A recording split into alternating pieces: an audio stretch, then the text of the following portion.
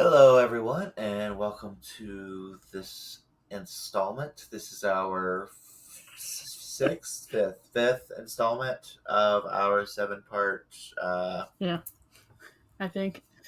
Satanic Panic. The only reason why I know that because I was looking at the list yesterday, and I was just like, "All right, so we're doing seven." And I'm like, "All right, so we've got two more after the one that we're Yeah. recording tomorrow." So that's the only reason why I knew exactly how many it was. Yeah. I'm Johnny, by the way, for those of you who are weirdly jumping into the middle of a series. Also, why are you jumping into the middle of the series? Like, come on, guys. Hey, I do that actually all the time. Drive me crazy.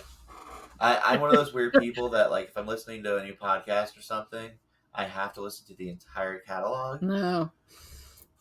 Mm-mm. Like, I can't just jump in the middle of something. Mm-mm. There's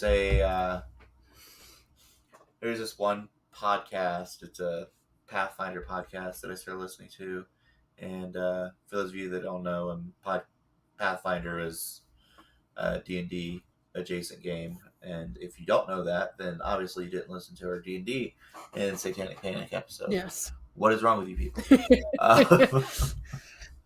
But anyways, I digress. My brain's not fully functional yet. You're fine. Still. What were we talking about? That. So I'm Johnny, and so I have to listen to the entire catalog. There's one that I jumped into that was like 400 episodes or something ridiculous like that. I'm like, nope, I gotta listen to the whole thing. Not gonna happen. Yeah, no, I do that all the time. But I find series that like the episodes are standalone, if that makes any sense. So it makes more sense if you read it from the beginning to end. But if you jump in the middle and kind of read around, you're fine. I do that quite often. But I'm the other host. I'm Kelsey. And this episode is mainly going to be me. So we're going to be talking about some major true crime cases that happened during the Satanic Panic. In this episode, we are not going to be talking about satanic ritual abuse. That actually has an episode. That's going to be our very last episode, and we'll go into more of that. These cases that I have found kind of are cases that claim satanic ritual cult type killings. That satanic ritual abuse is a can of worms that we are doing all by itself. Yep. Yeah, because even like the 5 cases that I found, and there was a lot of cases I found that were quite recent. The one I was actually reading before we started this was like these 2 boys in Texas wanted to make a deal with the devil, so they killed this girl in this apartment complex, beat her to death in this abandoned apartment. Yeah. That's a dumb move.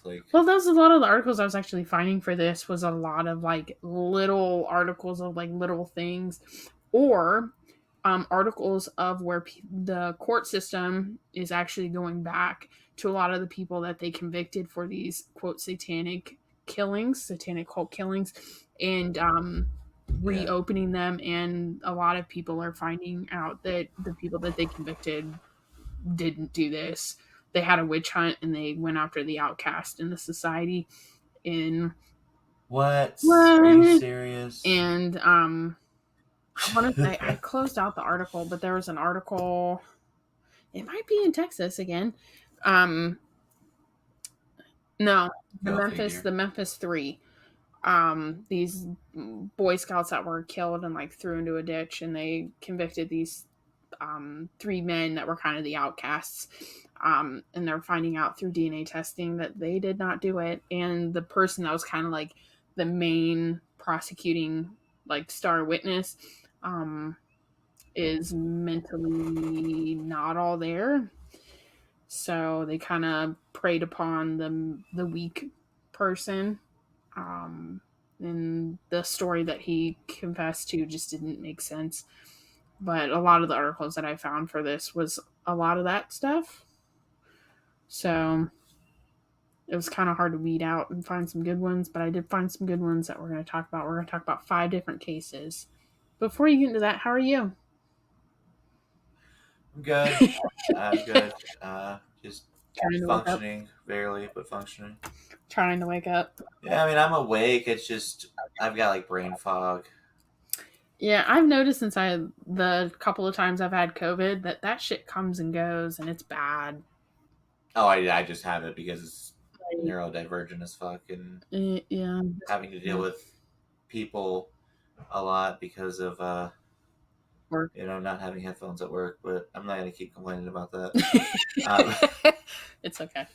it's not gonna change anything, so there's no point in complaining about it. But it makes you feel better though.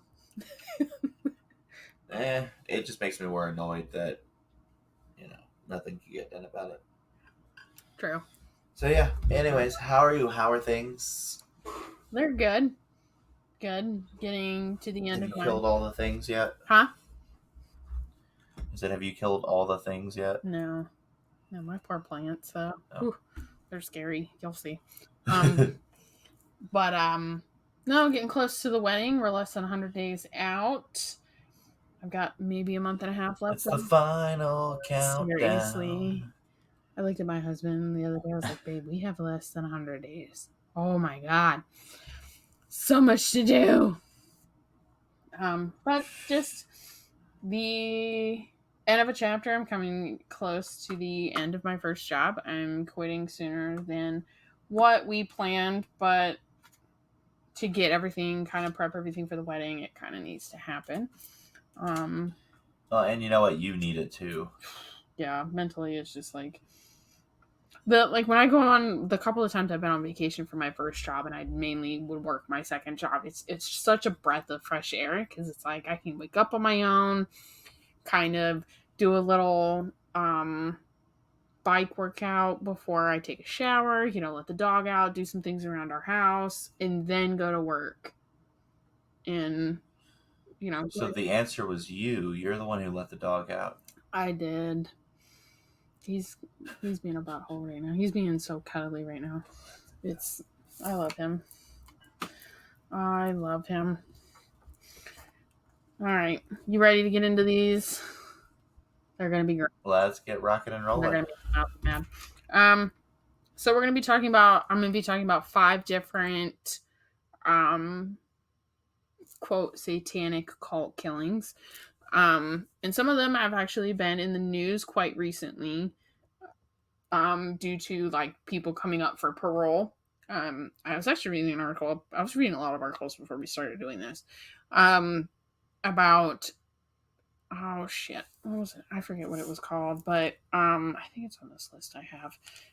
But this guy in Illinois was actually the Ripper crew.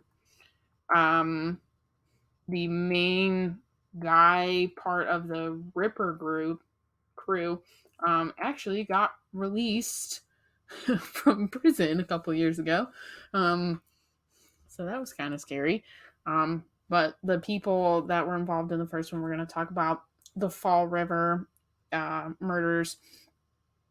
She was actually up for a parole hearing not too long ago and got denied parole.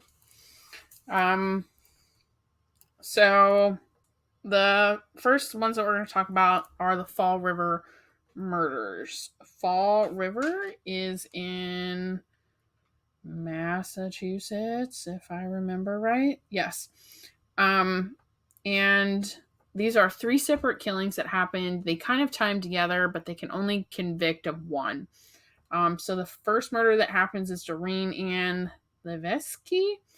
She was 17 years old. She was from New Bedford. And at the time of her murder, she had just left foster care. So when you reach the age of like 17, 18 in the American foster care system, you are kicked out. And this was a time before all the programs that are out that kind of help kids adjust. So she didn't really have a fixed address, nothing. So on the night of her death, she was traveling to Fall River with a fellow sex worker named Gail. At 6 a.m. on October 13th, 1979, her body is found by 2 joggers at the Dominion Regional Vocational Technical High School. That was one of the longest names for a high school I've read. She was found under the bleachers. She was sexually assaulted and she was bludgeoned to death. No one's really ever convicted of her murder. The second murder that happens is of a woman named Barbara Raposa. She was a 19-year-old single mother. She was also a fellow sex worker with a history of drug abuse. She was reported missing by her father on November 7th of 1979 because she failed to pick up her son from the babysitter. Her body is found several months later on January 26th, 1980 on the outskirts of town.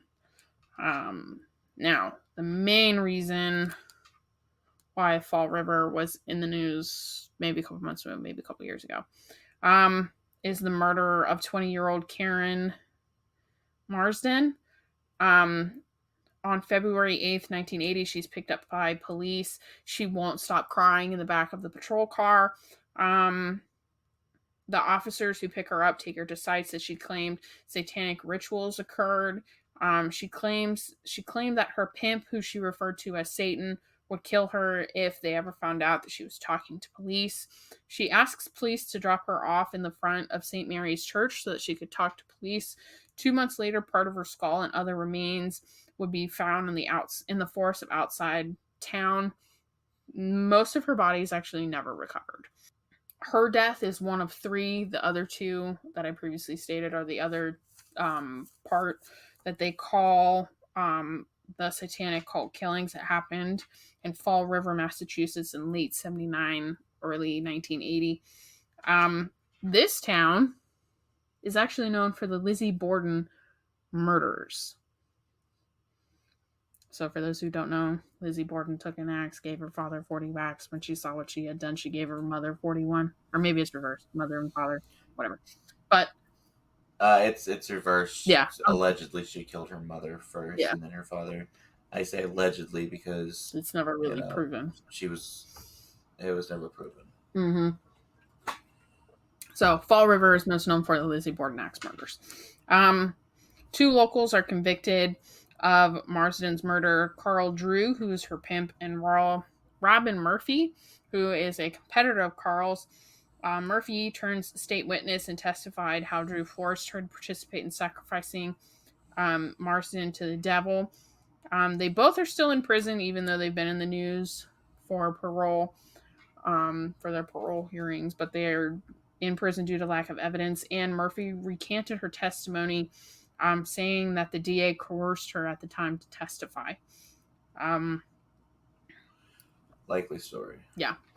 Well, and that's one of the things that I'm finding when I was reading a lot of these articles was, they're going back. These people are convicted on so little evidence because of the witch hunt that was kind of happening at the time, where people were so scared, especially about the next one I'm going to talk about. This poor family never gets justice for these 2 children, or for their children. They're grown adults when this happens.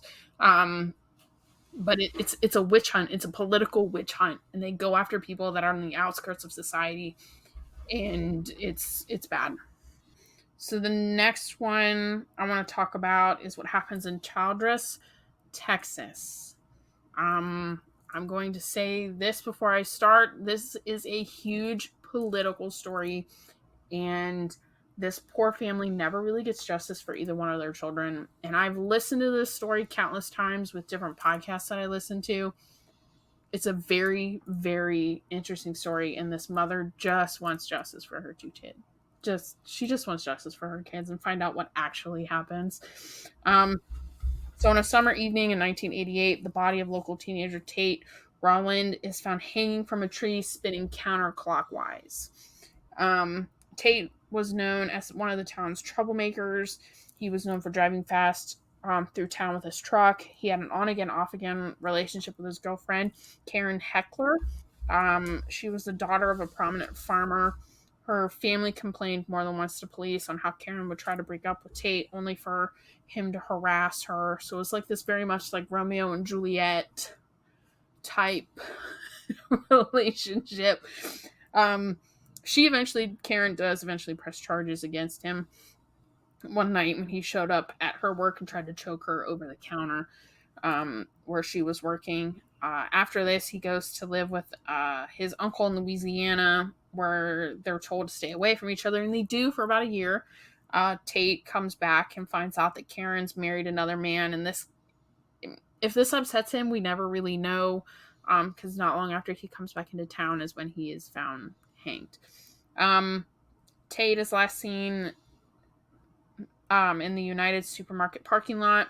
He had made plans to meet up with some girls to help coach their softball game and to meet up with a friend named Chad to drink some beers. Chad was the one who actually runs to Tate's parents' house and tells them that he's hanging from a tree. Chad was a new kid in town. Him and Tate were hanging out, and Tate told him that he was going to hang himself and how he wanted his funeral. Chad thought he was joking. He goes to throw his beer can away, and next thing he knows, Tate's in the tree. And the local hanging tree of the town.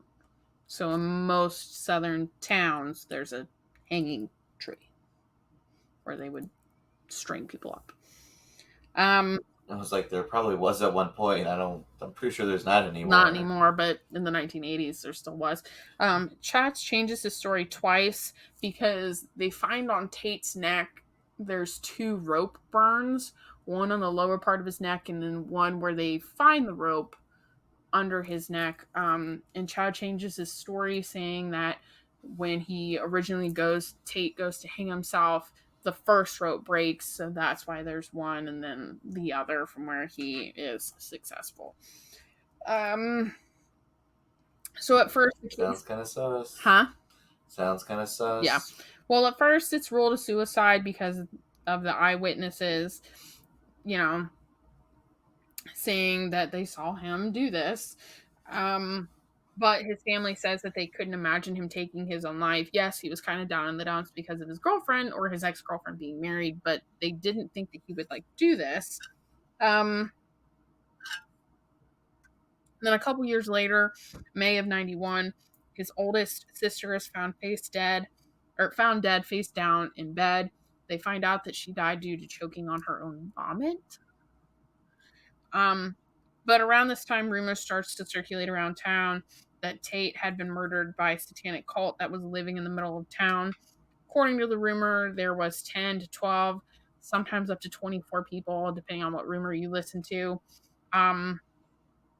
that were present in the town, that were at the hanging tree that night to sacrifice Tate, and then they murdered his sister Terry because she found out too much about the cult. And as like always, everyone starts seeing those normal cult things, people in robes, mutilated animals, stone altars, all the weird stuff that normally happens. I had to write this because I thought this was extremely weird. More than one person reported seeing a young man rip pages out of the Bible, eat them while foaming at the mouth. I mean, when I I have acid reflux, I generally just eat pages from the Bible and foam at the mouth, and it fixes the problem. So maybe that's what he was doing. Maybe? I'm not sure. But acid reflux is a serious issue, guys. Oh, fucking hate acid reflux. I turned 28 and started getting acid reflux. It's stupid. I mean, it's as soon as you turn 30, your whole body just falls apart. Oh, so. Don't even get me started. I pulled something in my back. I have a family member who's a massage therapist, so she's working on getting my nerve back in place, but it's going from basically my left hip down to my knee. Not a pleasant experience. Seriously, I never believed any of that, but I seriously turned 30 and my whole body started falling apart.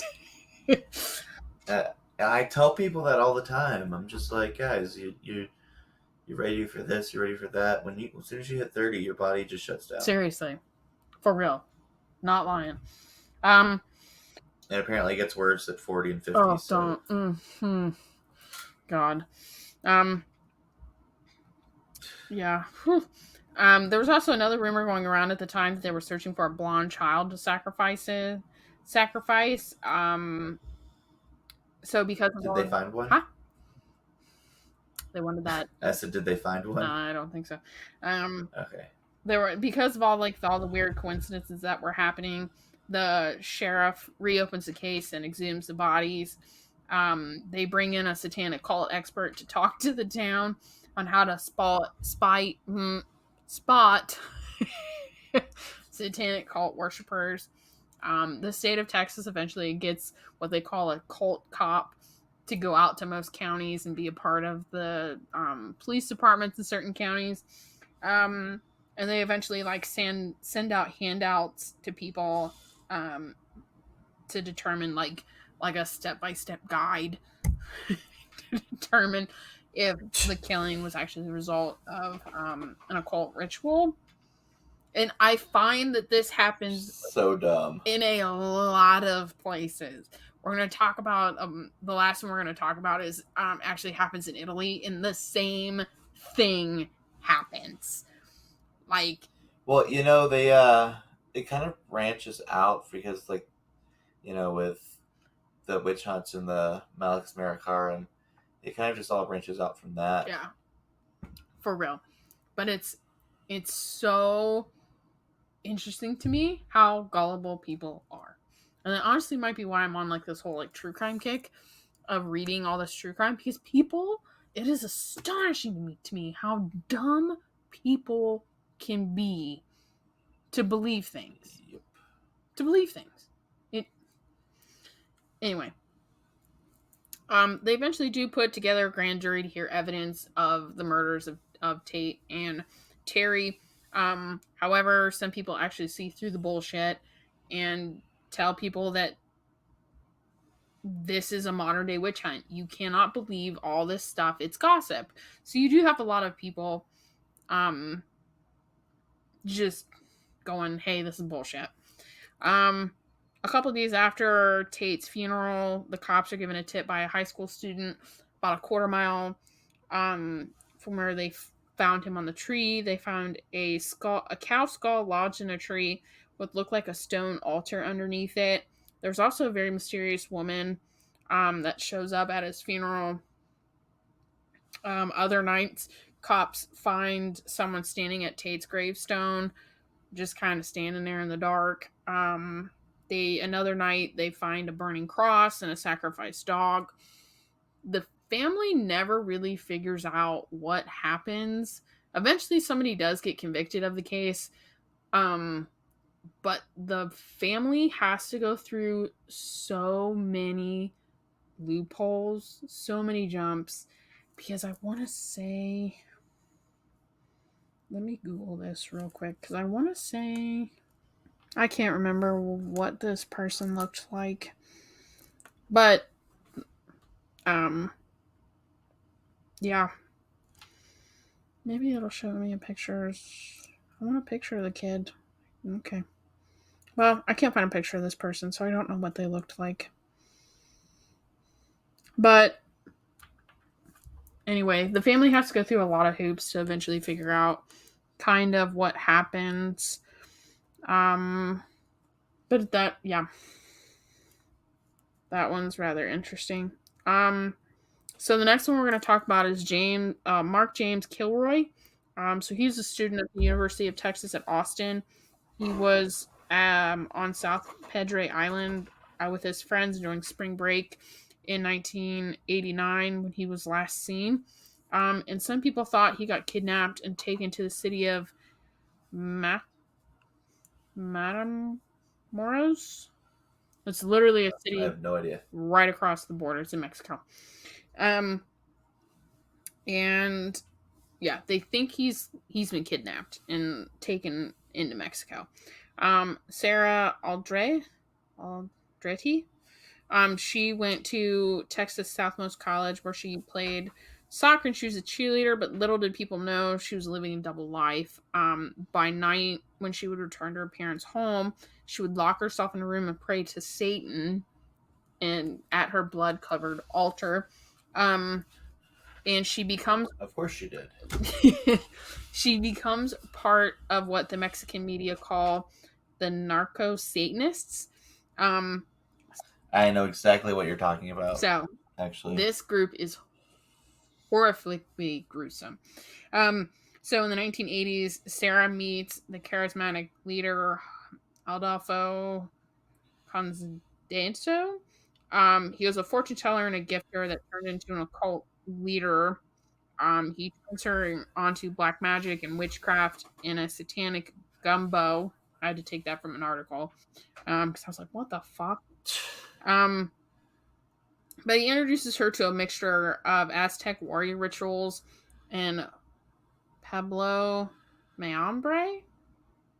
But he initiates her into the cult and dubs her La Madrina, which is the godmother.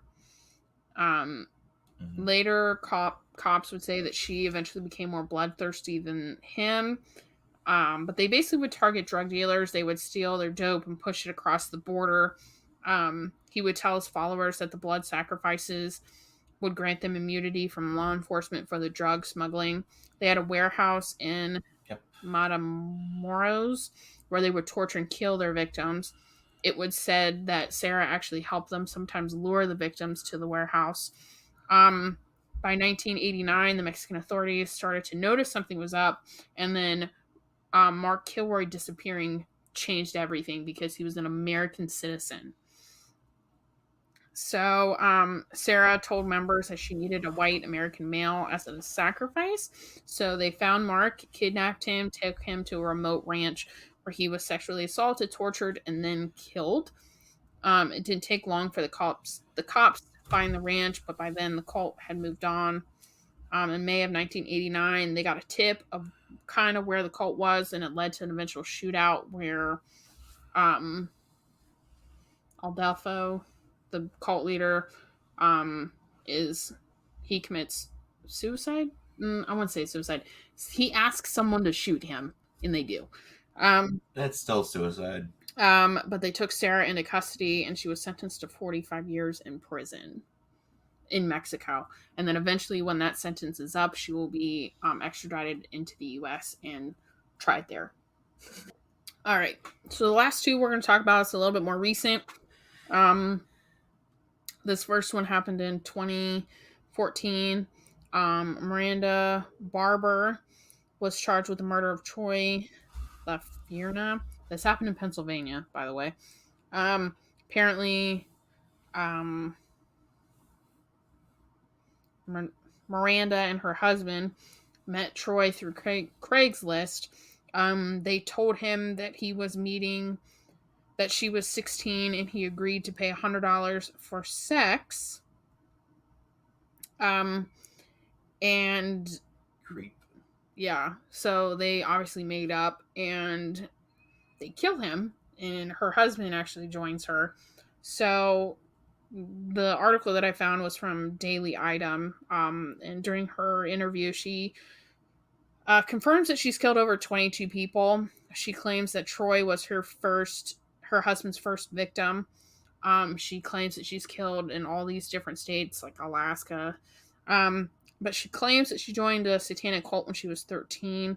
She witnessed the cult leader shoot a man in the head for owing him money. She only kills bad people and feels no remorse in killing them.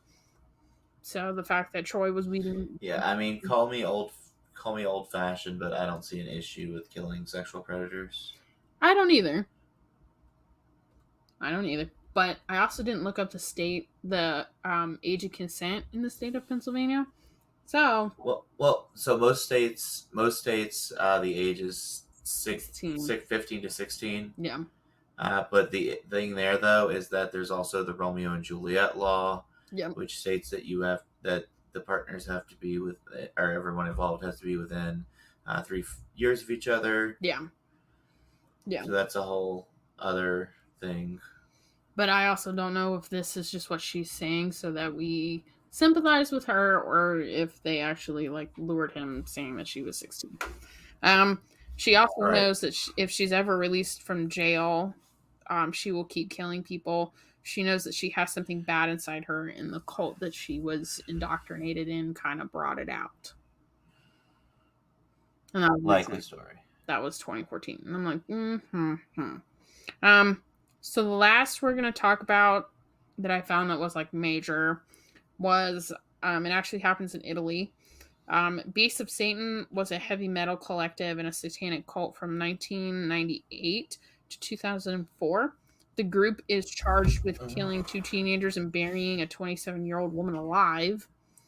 So basically, as the satanic panic's kind of calming down here in the US, in Europe, it's doing the exact opposite. Where everyone. Well, it started to calm down. We're starting to get like a huge uptake on it again Yeah. because of just Politics. crazy, all those things, crazy religious fanatics of a particular type. But yeah, but like, yeah, as it was kind of coming down, it was kind of going up in Europe. And just like in Italy, it revolved around pedophilia. But they noticed that something was much darker growing in Milan. And it all started when Andre Valvolp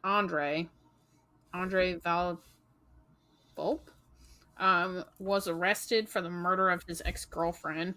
While he was being interrogated, he confessed to 2 more murders that he had participated in 6 years prior when he was part of the cult known as Beasts of Satan. He claimed that he killed 2 teenagers, Fabio Tolas and Shira Marno, in a drug-fueled ritual sacrifice. So the group was a band, and it also was this cult. So you had music members, but you also had cult members, and not all the members were musicians. Fabio was a bassist in the band. His girlfriend was just there, Marina, because I don't know how to pronounce her first name. But they would meet up at this pub called Midnight Pub in Milan, which was kind of like the epicenter for the heavy metal scene at the time. The night in question is January 17th, 1998. At some point, Andre lures the 2 teens away from the pub. He drives them 30 miles northwest of the city. There, they form a circle and obviously start taking more drugs and drinking more alcohol. Some people say that Andre saw Fabio as a threat and he wanted to teach him a lesson. Other people say that they killed them because Marino, the female, the girlfriend, looked like the Virgin Mary. So who knows? But basically, Marino was stabbed through the heart, and Fabio was beaten with a hammer because he actually tries to save his girlfriend. So he is beaten savagely. Once they're dead, according to one account, they shove chestnut leaves down their throats, dip a cigarette into their blood, smoke it, and declare they are now zombies. Don't know where that comes from. They then... I have no idea. I don't... Sounds to me like they've watched about 16 too many horror movies. Yeah. They then throw the bodies into a pit and they walk away. For 6 years, Italian investigators just simply think that the lovers just ran away. But Fabio's father, Michael, is like, this isn't what happened. And because the police won't get involved, he kind of does his own search. He gets heavily into the heavy metal scene. He meets all their friends. He even meets Andre and his other friend that is involved in this murder. He meets both of them at one point, and unbeknownst to him, that's who killed his son. So he meets everybody. And then what causes all this to come to light is Andre and his girlfriend at the time, Elizabeth, arrested for the murder of his ex-girlfriend, 27-year-old Marangula. Don't even know how to pronounce her last name. Pessoa. He claims to have shot her in the neck. When that didn't kill her, he called his friend Nicola Saponi and he's actually present at the original murders. They then take her to Elizabeth's parents' greenhouse, where Nicola beats her and they bury her alive. They think they the police think that they targeted her because she intended to go to the police about the murder of Fabio and Morano. When Fabio's dad, Michael, hears about the arrest of Andre, he goes to the Carabinieri, which is Italy's national police, and literally hands over all of his files that he's collected for the last 6 years. And they're astonished because it's an actual, like, true investigation that he's done with all these pictures and everything. And when they eventually go to question Andre, he breaks, and he confesses, hoping that it would lead him to a reduced sentence. It doesn't. Andre's given 30 years for the 2 murders. Nikolai, who they think is the mastermind behind it all, is given a life sentence. There's 4 other accomplices that they find. They're given 24 to 26 years. The police think the murders were satanic in origin, but the reality seems to be that Andre was a disgruntled young man who killed anyone who he perceived to slight him. So if he had a problem with anybody, no matter how small, you're out. And drugs likely played a huge part in the murders. In 2004, Mario Machone, he accuses the cult of being connected to as many as 14 other mysterious deaths in northern Italy, and Andre was released from prison in 2020. So those are like the major satanic cult killing cases that I could find that weren't pedophilia. Sexual ritual abuse. Yeah, like the satanic ritual abuse, which, as I've said earlier, that's going to have a whole different episode. Yeah, it's ridiculous that people are this gullible. I'm not shocked, but it's crazy. It's crazy to me. It's sad, honestly. It is. It really is. And it hasn't gotten any better. Like, we live in the information age where you can literally do research online and find out all sorts of information. You know, people's entire lives are at your fingertips, and yeah, people still believe all kinds of weird cockamamie stuff because they don't want to actually do any research or look into it. Yes. Yeah. And that's what's astonishing to me, is we have more information at our fingertips than we've had in generations, and you still believe everything that you're told. It's okay to question things, and it's okay to do your own research on things. But I also think that because of that, people don't realize that not all Satanists are that way. Well, most Satanists aren't that way. Like, yeah, and most pagan people aren't this way either. Like, we're not. That would be like saying, you know, all Christians are in favor of the Spanish Inquisition again, or something like that. Yeah. Well, like, I was reading an article out of the LA Times where this group was getting accused of killing like 27 babies, and the cops are like, we have no evidence that this ever happened. Yes, I acknowledge that the sexual abuse happened, but I'm not finding any babies. Not finding any bodies of babies. Nothing to indicate that anything like that happened. Like, come on, guys. Do some research, is kind of what the cops are saying. Like, pull your head out of the sand a little bit. Like, or out of your ass. Or both. In some cases. Both. Yeah, both's good. You ready for our weekly tarot? Or bi-weekly tarot? Let's do this.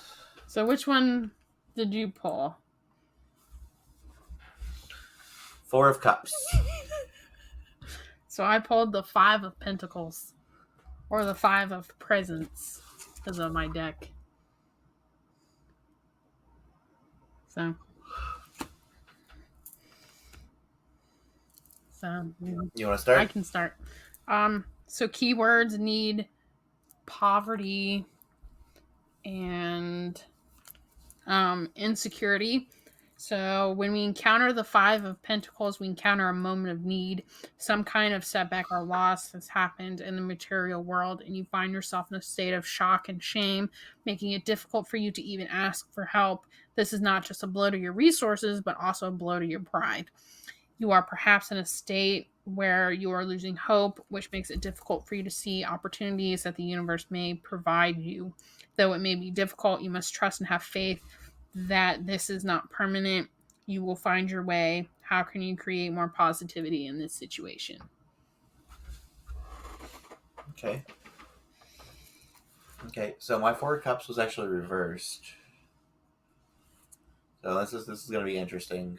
So the 4 of Cups reversed reflects a period of introspection and withdrawal. You are retreating into your own inner world so you can concentrate on what is integral to you and what grounds you.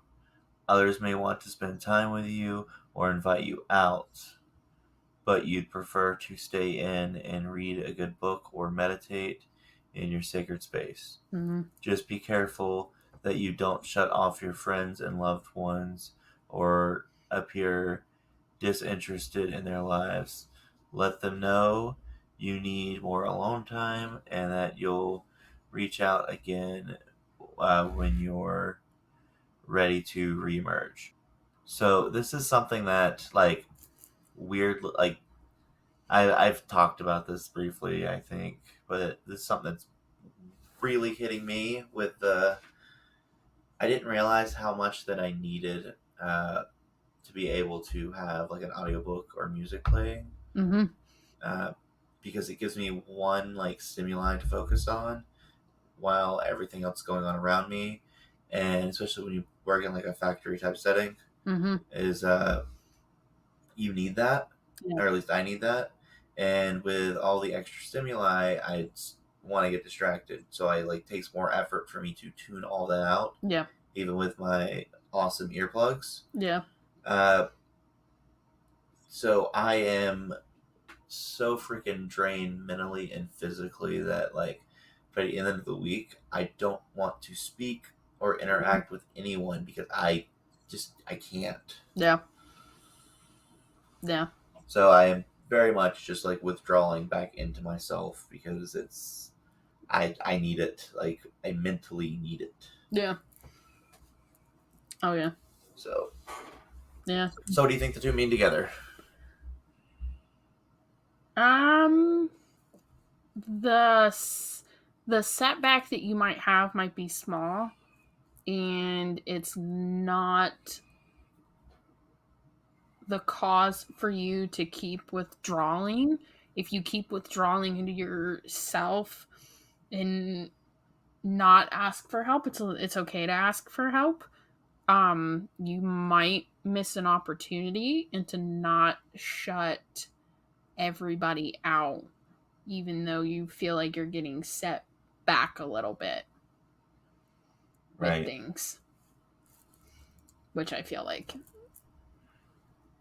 is me more, just because of all the chaos I've got going on and asking like my. No, I think it. So Go ahead. no, it's just my husband and I. We've kind of really sat down and hunkered down so that way I can quit, and having to heavily rely on one person is a lot for me. I've been Miss Independent for so long that having to really look at a budget and really, really stick to this budget for him and I. And the closer I get to the wedding, the more I feel myself wanting to stay home and listen to something and disappear, especially with everything going on with my family.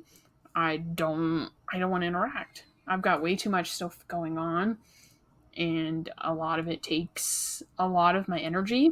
And I don't think people, and you know how I am out in public, like if I'm connected to you, I'm a very extroverted person. But in a new setting, I'm a very closed off, quiet person, and it working two jobs, and we just got a new manager, and knowing that this manager is going to be a not so nice person, from what I've heard of this person. Gonna try and give this person the benefit of the doubt, but it's not looking good.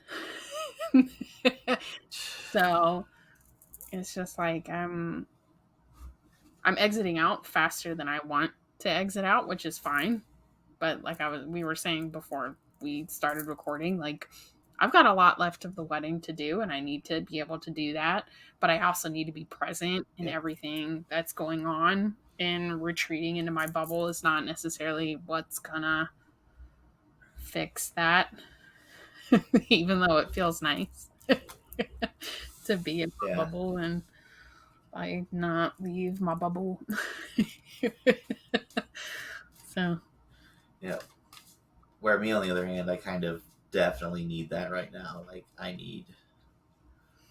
And it sucks because, I mean, I can, friends and everything else, I could see them getting frustrated or like feels like I'm pulling away from them because I feel like I'm pulling away from them. But the reality is that it's not me pulling away from them. It's me making sure I don't completely break down mentally and physically. yeah, yeah. Well, that's the beauty. I think that's one of the beauties of our friendship is we are two introverted people. And Mm-hmm. I've always seen those memes of like, you always have that one friendship where you pick up exactly where you left off the moment that you meet that person again. And it's like, that's you and I. We are two very introverted Yep. people that go back into our bubbles, take no offense when the other one's not mentally there sometimes, because we both know we need space. And it's hard for other people to get that because they think that you're being rude, and it's like, no, I have to do this for my own mental well-being or I'm not going to be okay. And Yeah, because I mean, there's days that I literally can't even people. yeah, and everyone's just like, what, you're so bubbly, and I'm like, that's because I like you. If I don't like you and I don't want to be around you, I make it very known. Like, I'm quiet, closed off, and I'm short. Get out of my space. I don't want you there. And I mean, you are pretty short. I am. Well, and also, yeah, I run into this problem daily at my first job because I'm convinced they think we're all like 7 foot. Um, because I work in a major grocery retailer. Um, but it's majority of my day I spend by myself, so I don't have, Yeah. and it's a lot of like small talk during my day. I get a lot of that. No, it's gonna be hot. How's the weather? How's your mom? Like, that's the majority of my day. So to have like an actual like intellectual conversation with someone is actually very rare. How about those insert random sports team here? Yeah. Yeah, that's not really how it goes during my day. But Yeah. it's very rare when you get someone. I've got a couple other introverted people that I'm friends with and I'm like, that's just how they are. That's how I am. Like, and everyone's just like, well, that's rude. I'm like, it's not rude. It's just how we are. We always have to conform to your extroverted world, and you never have to conform to my introverted world. How about you conform to Right. my fucking world? You did for COVID. It was Yeah. absolutely beautiful, wasn't it? Well, yeah, the world healed. Yeah. Hmm. Like, shocker. Not saying there's anything wrong with extroverts, but guys, you gotta, give us airtime too. Mm-hmm. It's not seen as rude. We're not being rude or mean. It's just you have your battery is charged with other people. Our batteries are charged by being by ourselves. and doing what makes us happy, whatever that is. Yep. Whatever that is. But I think that's all we have for this episode. Sounds good. Don't forget to like, rate, review, subscribe, recommend. Tell a friend. Tell your It's enemy. all the things. And so you can find us on Facebook, Instagram, and the You Above the Tube. If you have a book recommendation, if you feel like you have a book that one of us would like, or a topic recommendation, you can email us at thewaverdragons@gmail.com.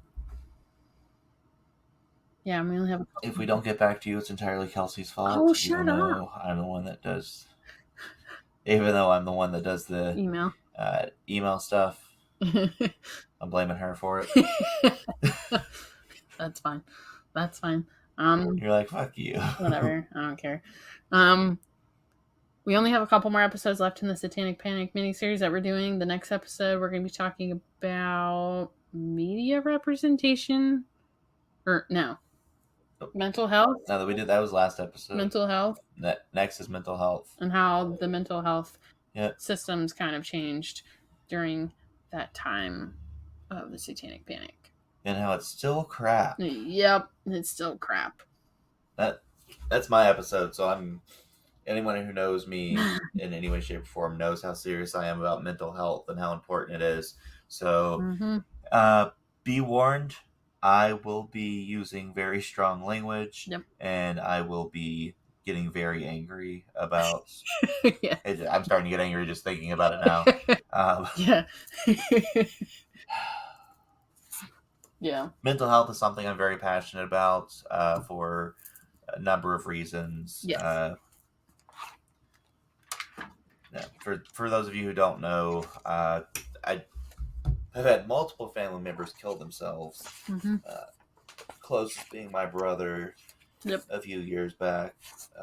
So yeah, no, it's something I take very, very seriously, and I'm extremely passionate about. So you will get to hear, and I hate people misusing mental health and like using it as a excuse or a crutch or whatever. But I also hate that we live in a country that does not take things like that seriously, and especially like men's mental health gets completely ignored and swept under the rug. But I'm not going to get into that rant now. Kelsey just got me fired up for no reason. But anyways, so we'll be talking about that. Yeah. Yeah. So, thank you for joining us. And as always, I'm Kelsey. And I'm Johnny. Bye. Bye.